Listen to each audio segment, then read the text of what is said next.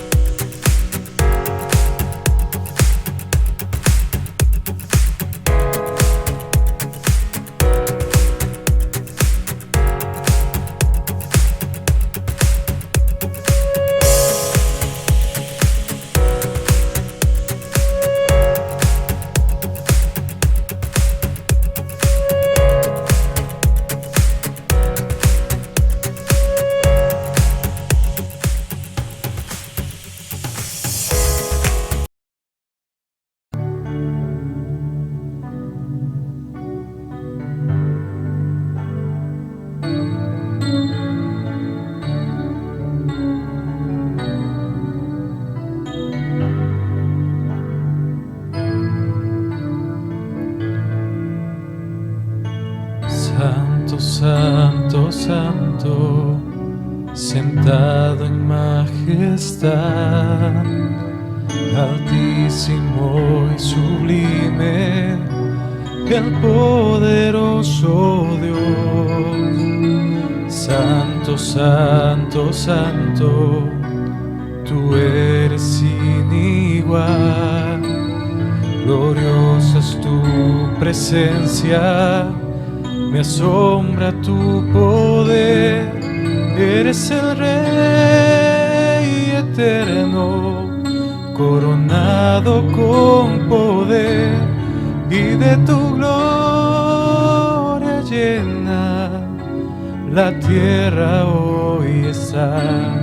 Eres el Rey eterno, coronado con poder, y de tu gloria llena la tierra hoy está.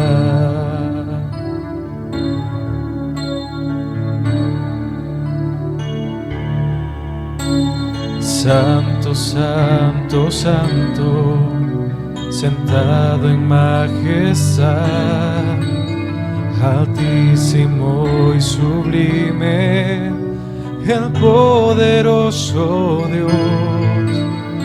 Santo, santo, santo, tú eres sin igual. Gloriosa es tu presencia, me asombra tu poder. Eres el Rey eterno, coronado con poder, y de tu gloria llena la tierra hoy está. Eres el Rey eterno, coronado con poder, y de tu gloria llena la tierra hoy está. Eres digno de alabanza, de suprema adoración. Tu creación hoy te exalta, proclamando sin cesar que tú eres el Rey,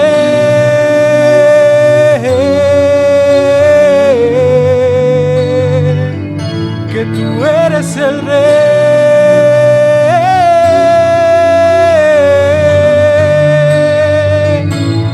Eres el Rey eterno, coronado con poder, y de tu gloria llena la tierra hoy está.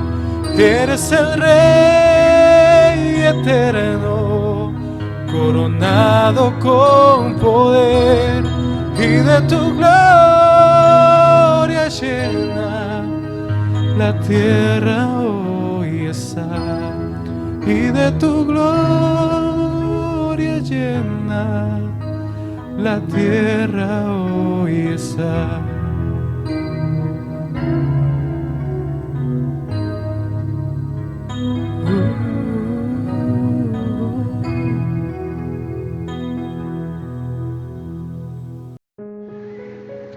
De tal manera me amó. En esto se mostró el amor de Dios para con nosotros, en que Dios envió a su Hijo unigénito al mundo para que vivamos por Él.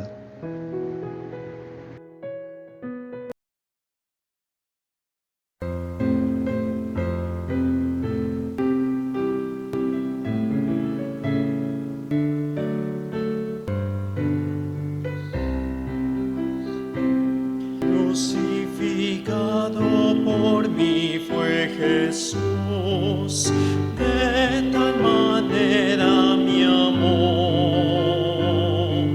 Sin murmurar fue llevado a la cruz, de tal manera mi amor, de tal manera mi amor, de tal manera mi amor. Cristo en la cruz del Calvario murió, de tal manera mi amor. Él inmoló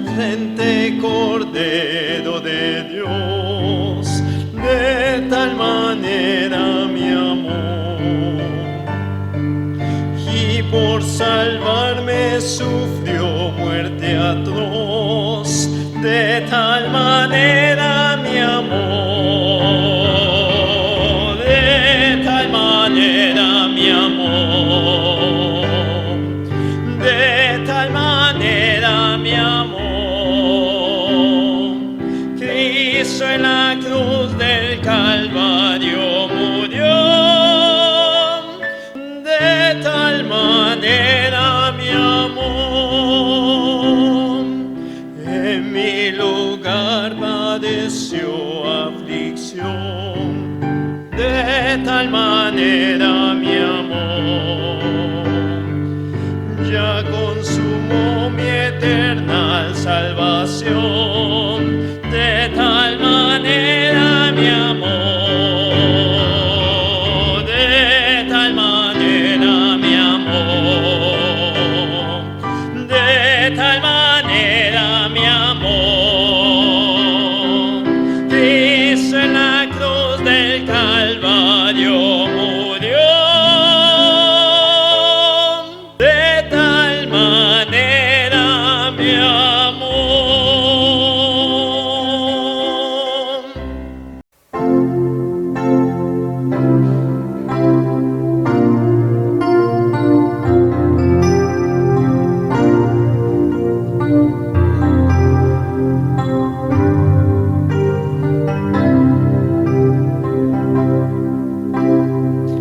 Sendas Dios hará donde piensas que no hay. Él obra en maneras que no podemos entender.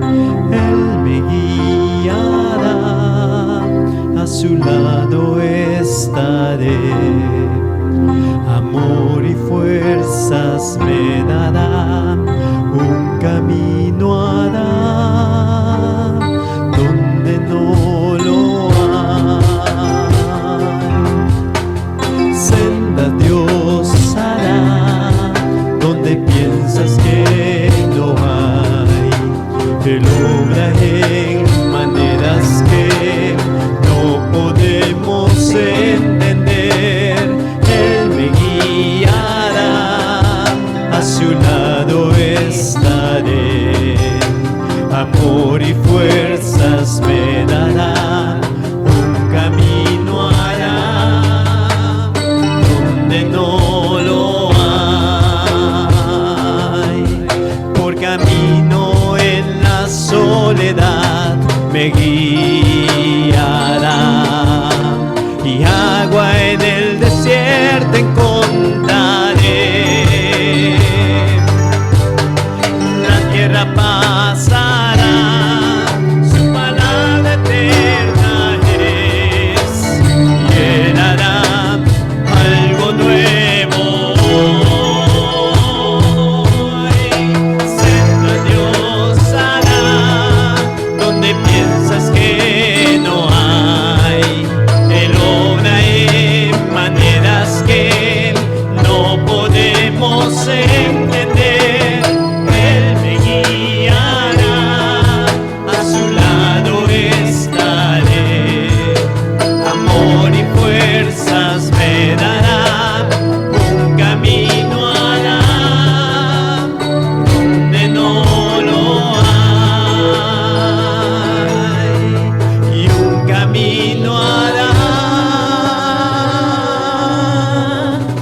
donde no lo hay.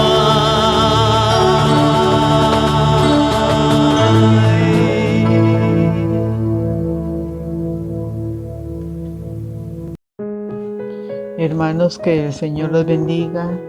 La lectura bíblica se encuentra en el libro de Apocalipsis, capítulo 4, versículos del 1 al 6. La adoración celestial. Después de esto miré, y he aquí una puerta abierta en el cielo, y la primera voz que oí, como de trompeta, hablando conmigo, dijo: Sube acá, y yo te mostraré las cosas que sucederán después de estas. Y al instante yo estaba en el Espíritu, y he aquí un trono establecido en el cielo, y en el trono uno sentado. Y el aspecto del que estaba sentado era semejante a piedra de jaspe y de cornalina, y había alrededor del trono un arco iris semejante en aspecto a la esmeralda.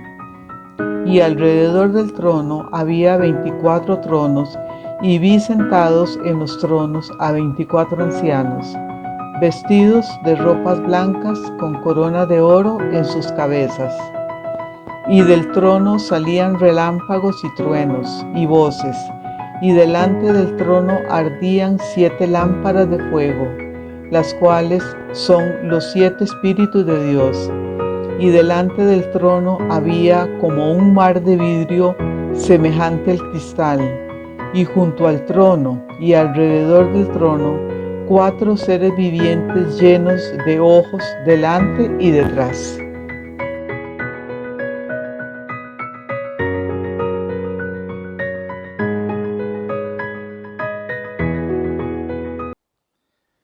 Buenos días, hermanos y hermanas, que hemos venido llevando este estudio de Apocalipsis. Hoy arrancamos ya con el capítulo 4 de esta hermosa revelación, así que vamos a entrar en materia. Vamos a leer los primeros 5 versículos del capítulo 4 y vamos a ver si podemos abarcar estos 5 versos. Dice la palabra del Señor: Después de estas cosas miré, y he aquí una puerta abierta en el cielo, y la primera voz que oí, como de trompeta, hablaba conmigo diciendo: Sube acá y te mostraré lo que debe suceder después de esto. Al instante estuve en espíritu, y he aquí un trono puesto en el cielo, y en el trono uno sentado. Y el que estaba sentado era semejante en su aspecto a una piedra de jaspe y de cornalina, y había alrededor del trono un arco iris semejante en su aspecto a una esmeralda. Y alrededor del trono 24 tronos, y sobre los tronos 24 ancianos cubiertos de vestiduras blancas, y sobre sus cabezas coronas de oro. Y del trono salen relámpagos y voces y truenos, y delante del trono ardiendo 7 lámparas de fuego, las cuales son los 7 espíritus de Dios. Vamos a orar. Padre, gracias te damos en este momento por esta oportunidad que nos das de abrir tu palabra, seguir estudiando, seguir inquiriendo. Te pedimos que tú nos hables a través de esta revelación, de estas 3 aspectos que vienen en este capítulo, para que seas tú, Señor, dirigiendo siempre a tu iglesia, y que seas tú hablando a nuestros corazones a través de tu palabra y a través de esta hermosa revelación. Gracias, Dios, en el nombre de tu Hijo Cristo Jesús. Amén. Muy bien, vamos a empezar ahora sí entonces con las cosas que han de ser después de estas, según ya lo que hemos nosotros visto. Vamos a ver 3 aspectos que están en este capítulo 4, que son 11 versículos. Vamos a ver el trono, que fue lo que leímos ahorita del versículo 1 al versículo 3. Vamos a ver el entorno de este trono del versículo 4 al versículo 8. Vamos a estar viendo también el tema de este trono, que son a partir del versículo 9 hasta el versículo 11. Así que vamos a ir estudiándolo de esta manera. Lo que vamos a ver ahora es un cambio en la secuencia que estamos estudiando. ¿Por qué un cambio? Bueno, porque ahora los protagonistas no son las iglesias, sino que ahora el protagonista es el Señor de la iglesia. Hemos dejado capítulo 2 y capítulo 3, donde vimos la iglesia. Hemos dejado el capítulo 1, donde inicia esta revelación. y ahora volvemos otra vez a ese protagonista, el Señor. Recordemos que en el capítulo 1 Juan estaba en el Espíritu en el día del Señor y recibe toda esta revelación del Señor Jesucristo. Luego en el capítulo 2, capítulo 3 le pide que escriba el mensaje a cada una de las 7 iglesias. Y luego de esto, entonces ahora vemos este capítulo. En otras palabras, volvemos al protagonista de esta profecía, que es precisamente el Señor Jesucristo. En esta profecía encontramos el trono, también vamos a encontrar los 24 ancianos y también vamos a encontrar a 4 seres vivientes. Vamos a ver precisamente cada uno de ellos, qué significa y cómo podemos entender. Ahora, el capítulo 4 completo se lee como una de las visiones de Dios en el Antiguo Testamento, así como lo podemos ver en el capítulo 6 en Isaías, cuando con un carbón es purificada la boca del profeta, y también Ezequiel capítulo 1.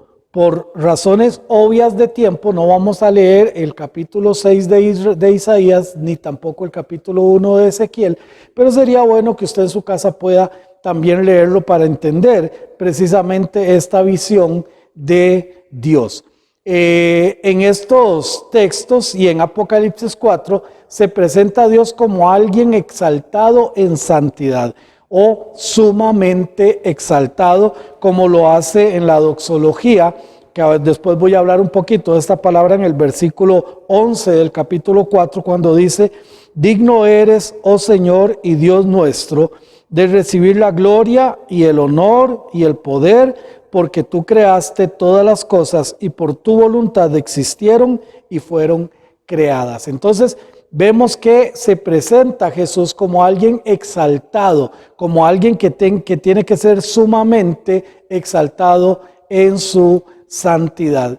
Iniciemos entonces con este capítulo tan lleno de alabanza al Rey de Reyes y al Señor de Señores.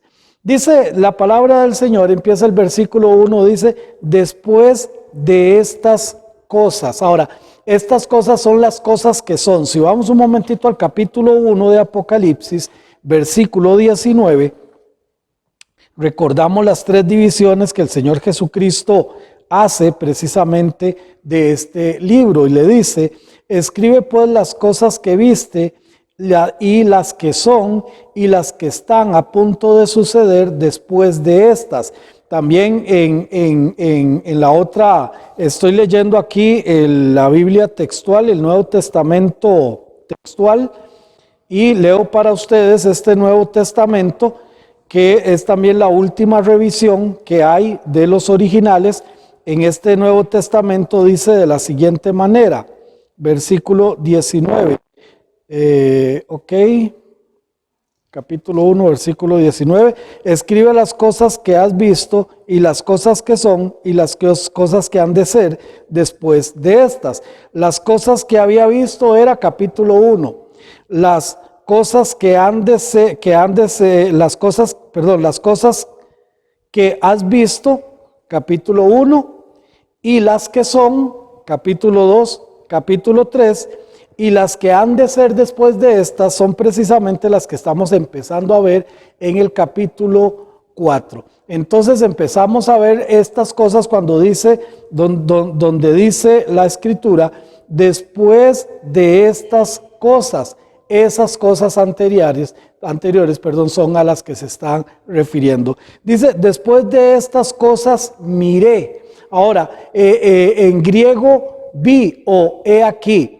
O sea, esto es algo cierto, no es una invención de Juan, no es un mal sueño de Juan, es una realidad, es algo que es sumamente cierto. Por eso él dice, después de estas cosas miré, o en griego, después de estas cosas he aquí o vi como algo ciertísimo. ¿Qué fue lo que vio como algo ciertísimo? Dice, y he aquí una puerta abierta en el cielo, y vamos a dejarlo ahí. He aquí vi una puerta abierta en el cielo. Esa puerta abierta con acceso para Juan, abierta para que Juan llegue, y es para que Juan pueda recibir ahora la revelación celestial, la revelación que Dios tiene para Juan a partir de este capítulo 4. Entonces él ve esta puerta que está abierta, en otras palabras, una puerta que tiene acceso precisamente para Juan. Dice aquí una puerta abierta. ¿Y en dónde estaba esta puerta? En el cielo. Ahora, era el lugar donde Dios, o es el lugar donde Dios estaba, o donde Dios está. Ahora, el capítulo 4 y el capítulo 5 vamos a ver un cambio de escenario. ¿Por qué? Porque en los otros capítulos Juan no es sacado, por decirlo de alguna manera, o transferido al cielo, pero en el capítulo 4 y el capítulo 5 sí, Juan es llevado, precisamente es llevado a ese cielo. ¿Por qué? Porque está abierta una puerta que es ciertísima, que es abierta para él, para que él pueda subir ahora sí en el cielo. Por lo tanto, hay un cambio total de escenario. Ahora, también sigue diciendo, y la primera voz que oí, ahora, esa primera voz que oyó fue la misma que él había escuchado en el capítulo 1, en el versículo 10.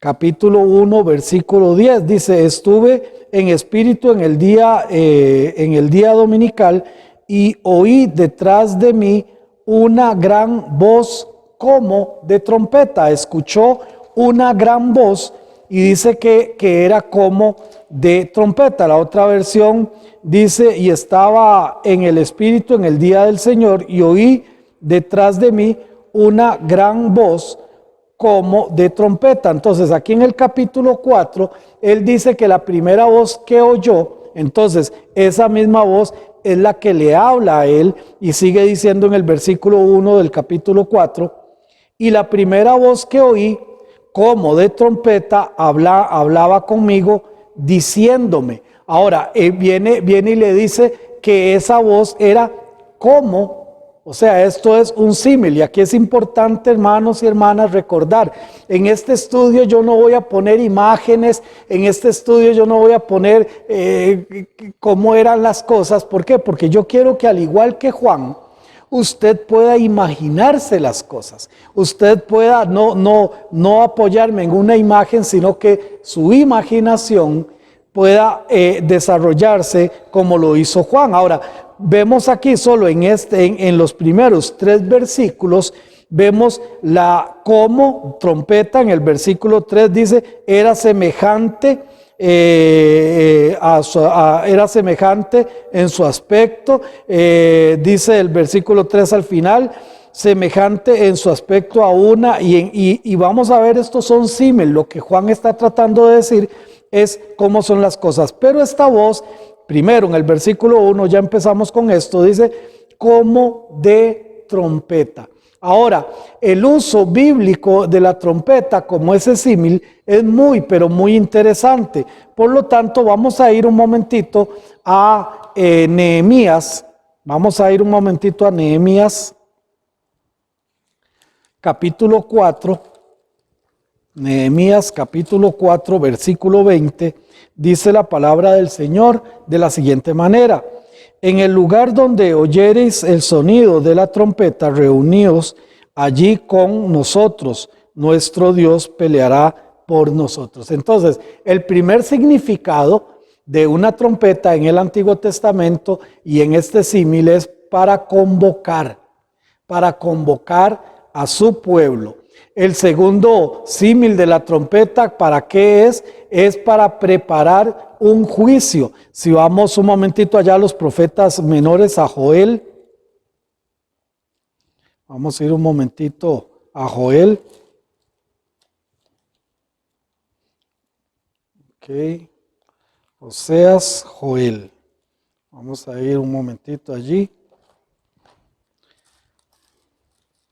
Ahí en Joel, capítulo 2, versículo 1, dice la palabra del Señor: tocad trompeta en Sión y dad alarma en mi santo monte, tiemblen todos los moradores de la tierra, porque viene el día de Jehová, porque está cercano. Entonces, la trompeta también se usaba como para preparar un juicio y también para producir reverencia, como lo vemos también en Éxodo capítulo 19. Vamos a ir un momentito allá a Éxodo 19, en el verso 16. Dice el Señor: y aconteció que al tercer día, cuando vino la mañana, vinieron truenos y relámpagos y espesa nube sobre el monte y sonido de bocina muy fuerte, y se estremeció todo el pueblo que estaba en el campamento. Entonces también es para producir reverencia. Ahora, sin embargo, cuando nosotros estamos aquí en Apocalipsis capítulo 4, cuando habla que la voz que hablaba con él, cuando la primera voz que oí como de trompeta, está haciendo este símil porque los tres elementos están en este mismo pasaje. Es una trompeta para convocar, es una voz fuerte, audible de hombre, fuerte y poderosa para convocar, para preparar juicio y para producir reverencia. Los tres aspectos que vemos del uso de la trompeta los vemos aquí claramente reflejados en un acto de reverencia y en un acto para entender. Ahora, dice que la voz, y la primera voz que oí como de trompeta hablaba o habla conmigo. Ahora, era un mensaje directo para Juan, era un mensaje que Juan necesita seguir dando ya en estas cosas que han de ser precisamente después de estas. Dice que habla con él, dice hablaba conmigo, dice otra de las versiones. Muy bien, ahora esa voz le dice algo, y esa voz que le dice que hablaba conmigo diciendo: sube acá. Primero le está diciendo sube. Ahora, la palabra anabaíno, que quiere decir una acción urgente, una acción claramente entrar por la puerta con una acción urgente. Venga, suba, apúrese, póngale, como decimos nosotros en este contexto. Le dice: sube acá y yo te mostraré las cosas que deben suceder después de estas. Yo te mostraré, o yo te exhibiré.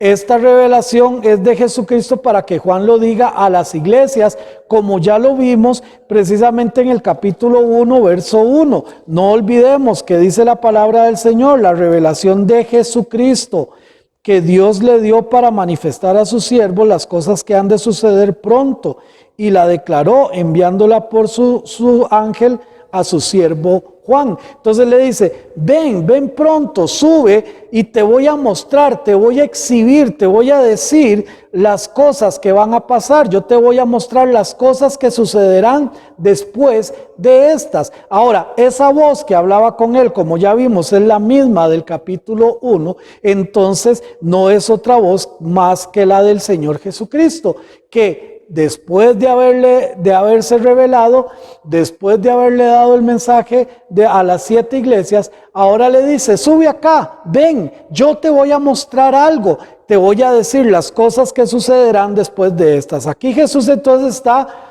cumpliendo toda la visión del libro. Todo quedará a la luz después de que Cristo se lo revele a Juan. Aquí inicia precisamente el último segmento que nos falta, las cosas que han de suceder después de estas. Y dice la palabra del Señor, dice: sube acá y yo te mostraré las cosas que deben suceder después de estas. Versículo 2: y al instante yo estaba en espíritu. Dice otros: al instante estuve en espíritu. Ahora, en griego no aparece la i, como lo vemos en esta versión, dice y al instante. En el original dice al instante. En otras palabras, mis hermanos, este instante hace que fuera un asunto más rápido, más dinámico, sin esta ahí. Ahora, este espíritu al que está hablando Juan, aquí dice, al instante estuve en espíritu. Es importantísimo recordar que cuando aparece espíritu en minúscula, no es el Espíritu Santo, sino que es el espíritu de la persona. Ahora dice que él estaba en este espíritu, él estaba y subió, dice, al instante estuve en espíritu, en su propio espíritu. Juan fue inmediatamente transportado en espíritu dentro del cielo para ver las cosas que van a suceder, para ver las cosas, todo lo que va a suceder, que ya como les he dicho reiteradamente, desde el capítulo 4 nos vamos a ir hasta el capítulo 19, donde van a pasar todas estas cosas que Juan está precisamente viendo en ese momento. Ahora sigue diciendo, y al instante yo estaba en el espíritu, y he aquí un trono. Otra vez, si quitamos la I, entonces sería de la siguiente manera.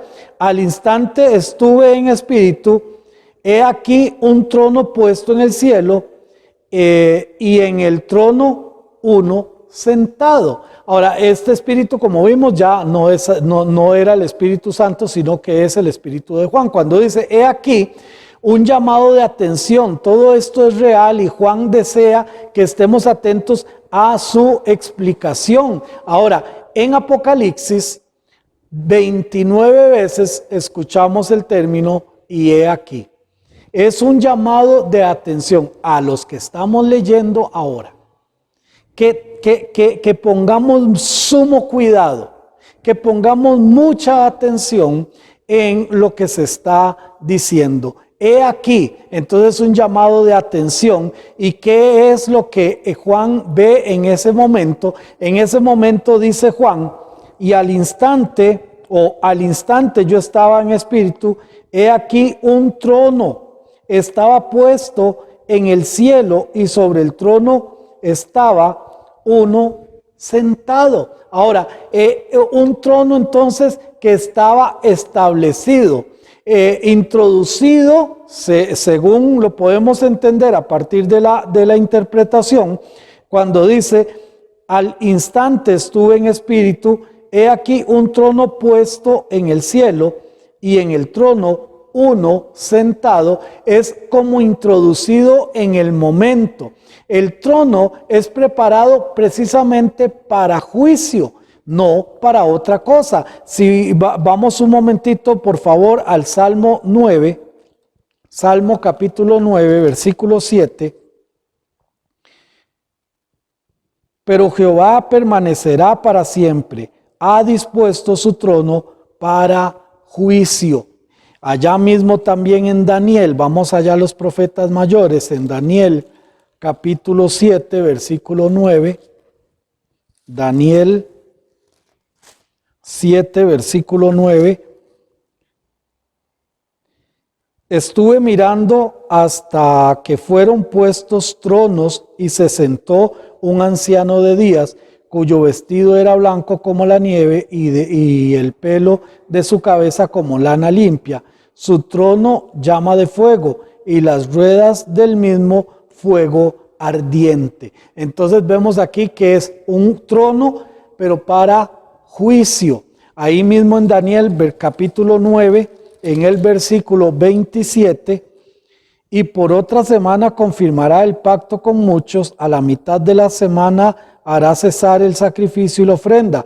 Después, con la muchedumbre de las abominaciones, vendrá el desolador, hasta que venga la consumación de lo que está determinado, se derrame sobre el desolador.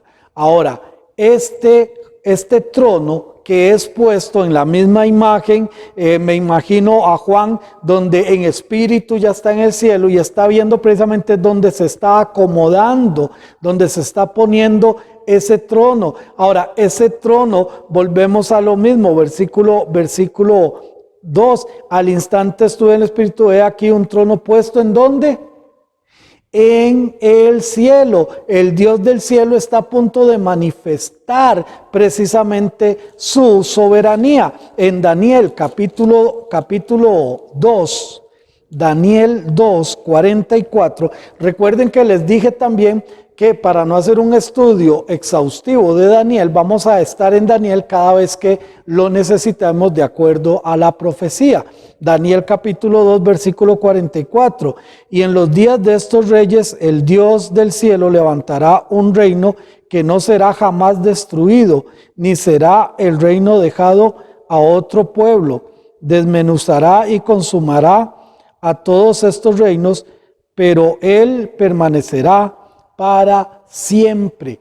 Entonces, en el cielo se instaura, se pone, está Juan, llega y está viendo cómo se está colocando este trono en el cielo. Ahora, en el trono, uno sentado, dice, al instante estuve, he aquí un trono puesto en el cielo, y en el trono uno sentado. Uno que estaba sentándose, podríamos entender a partir de la traducción, como cuando en la corte todos con respeto ven al juez que toma posición para impartir justicia. Uno que está llegando y se está sentando. Ahora vamos un momentito a Hebreos, si son tan amables, vamos allá a las cartas generales. En Hebreos capítulo 1, el verso 3, Hebreos 1:3, el cual, siendo el resplandor de su gloria y la imagen misma de su sustancia, y quien sustenta todas las cosas con la palabra de su poder, habiendo efectuado la purificación de nuestros pecados por medio de sí mismo, se sentó a la diestra de la majestad en las alturas. Entonces, estando sentándose, precisamente para emitir un juicio. Allá mismo en Hebreos, en el capítulo 12, verso 2, la palabra del Señor indica lo siguiente: puestos los ojos en Jesús, el autor y consumador de la fe, el cual por el gozo puesto delante de él sufrió la cruz, menospreciando el oprobio, y se sentó a la diestra del trono de Dios. Ahora, yo les he dicho, mis hermanos, que el hecho de que él se siente o que esté sentándose no es porque está cansado, es porque su obra terminó, es porque ahora él viene a juzgar, es porque ahora él está levantando ya un trono para juicio a todas las naciones y en todas las edades. De esto es precisamente lo que está diciendo la palabra del Señor. Ahora seguimos un poquito más, llegamos al verso 3 y dice: y el que estaba sentado era semejante en su aspecto a una piedra de jaspe y de cornalina, y había alrededor del trono un arco iris semejante en su aspecto a una esmeralda. Otra vez, 2 veces utiliza un símil, algo semejante.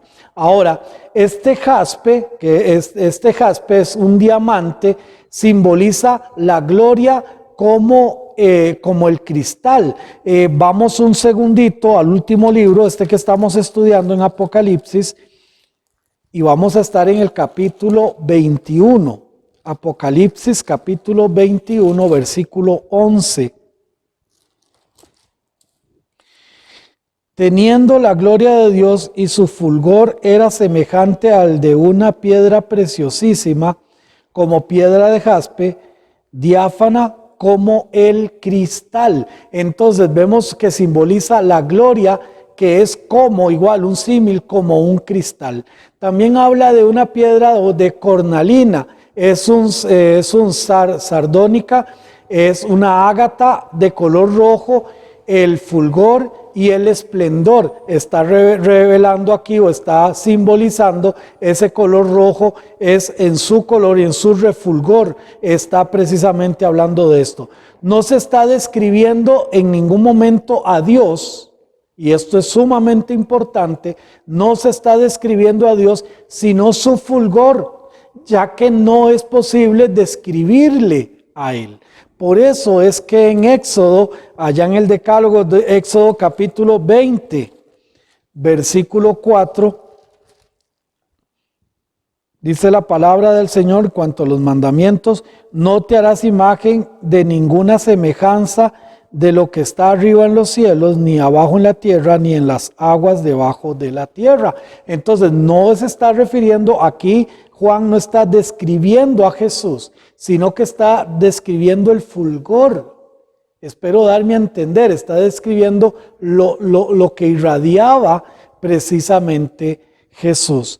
Entonces dice, y el que estaba sentado era semejante en su aspecto a una piedra de jaspe y de cornalina, y había alrededor del trono un arco iris semejante en su aspecto a una esmeralda. Ahora, este arco iris, no olvidemos que representa la misericordia de Dios, aún en medio del juicio final. Vemos la misericordia de Dios. Dice que este arco iris era semejante en aspecto a una esmeralda.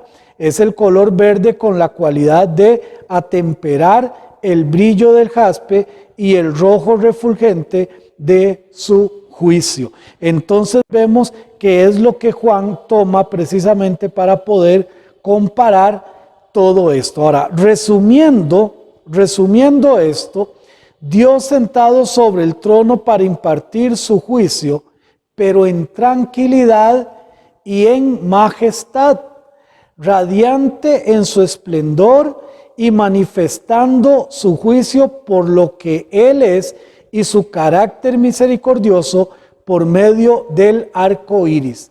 No olvidemos que en Génesis el arco iris fue puesto después del juicio, pero ahora en Apocalipsis, antes de todos los acontecimientos, claro que su significado es el mismo: la majestuosa misericordia de Dios mientras imparte precisamente este juicio. Vamos un momentito a Marcos. Ya casi tengo que terminar por asuntos de tiempo. Pero no olvidemos, ya ustedes me van conociendo, no vamos a andar corriendo, vamos a ir despacito para poder sacar y extraer todo. Mateo 24, 22. En Mateo 24, 22 hay una promesa, dice, y si aquellos días no fuesen acordados, nadie sería salvo. Mas por causa de los escogidos, aquellos días serán acortados. Ahora, hay personas que piensan que, ay, mire, por eso es que el tiempo ya no alcanza, porque los días son acortados. No. Esto de Mateo 24, 22 se está refiriendo a los tiempos finales. Se está refiriendo a este tiempo que estamos precisamente empezando a ver acá en la palabra de Dios. Porque su misericordia es antes de los juicios. Su misericordia es antes de todo que ha de venir sobre la tierra. Y está allí precisamente para cada uno de nosotros. A partir ya de la próxima semana seguiremos entonces con el versículo 4, que se introduce un aspecto muy interesante, que son los 24 tronos y los 24 ancianos. Así que la próxima semana seguimos en esta profecía tan hermosa, pero hasta ahora hemos podido ver cómo Juan es llevado al cielo, cómo cambia de escenario, ya no en la tierra, sino en el cielo, cómo es el mismo Señor Jesucristo que le sigue dando las indicaciones, le sigue mostrando todo, y cómo Juan ya en el cielo empieza a ver el preparativo de ese juicio final, precisamente con el trono de nuestro Señor Jesucristo y lo que irradiaba según lo que Juan había visto. ¿Qué tal si oramos? Dando gracias al Señor por este tiempo. Gracias te damos, Dios, por este tiempo que estamos buscando también tu palabra y que estamos, Señor, interesados en que tú nos hables. Te pido, mi buen Dios, que nos dirijas, que seas tú, Señor, acomodando los pensamientos a tu palabra, que tú, Señor, impactes nuestro corazón con tu palabra, para que de esta manera podamos también fielmente dar este mensaje, así como lo dio Juan a las iglesias, que tú nos permitas como maestros de tu palabra hablarlos fielmente también a tu iglesia. Gracias, mi buen Dios, en el nombre de tu Hijo, el Señor Jesucristo, y por los méritos de Él. Amén. Que el Señor les continúe bendiciendo. Les esperamos la próxima semana para continuar con este capítulo 4 de Apocalipsis.